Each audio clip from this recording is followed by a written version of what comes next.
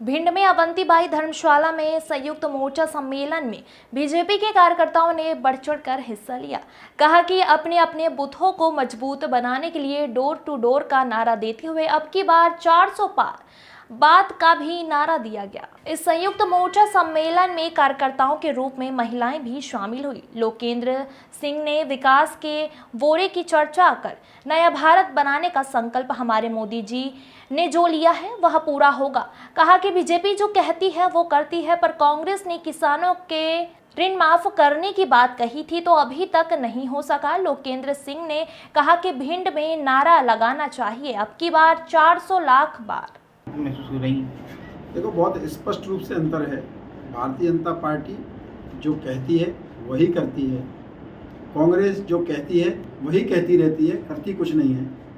जिस प्रकार की बातें उन्होंने आज की हैं कि 25 लाख का स्वास्थ्य बीमा देंगे, ये करेंगे, भाई 60-65 साल में आपने कभी 5 लाख का बीमा जो भारतीय जनता पार्टी ने दिया है वो आप भी पहले दे सकते थे। 5,000 रुपये का भी कोई बीमा इतने सालों में दिया क्या? कस्में वादे प्यार वफा सब बातें हैं, बातों का क्या? ये है कांग्रेस। और भारतीय जनता पार्टी का नेतृत्व प्रतिबद्ध है इस देश के स्वास्थ्य के लिए, इस देश की सुरक्षा के लिए, इस देश की समरसता के लिए, इस देश की समृद्धि के लिए, इस देश के विकास के लिए। आप 2014 का भारत और 2024 का भारत, उसमें अंतर स्पष्ट है। किसी भी क्षेत्र में किसी भी विषय पर कोई भी बहस करने के लिए भारतीय जनता पार्टी का छोटे से छोटा कार्यकर्ता तैयार है। पूरा देश महसूस कर रहा है, जनता महसूस कर रही है। भिंड जिले में 35 सालों से भाजपा ने कांग्रेस को यहाँ पर काबिज नहीं होने दिया है संसदीय क्षेत्र पर, लेकिन यहाँ की एक विशेष मांग है रेल परियोजना जो अभी धरातल पर नहीं आई है। इसके बारे में आप क्या कहेंगे? देखो, भारतीय जनता पार्टी 35 साल नहीं, अगले 35 साल भी भिंड से जीतने ही वाली है, क्योंकि भिंड के लोगों को पता है कि काम कौन करता है। जहाँ तक रेल परियोजना की बात है, गुना इटावा रेल लाइन आप देखो पूरी जुड़ गई है।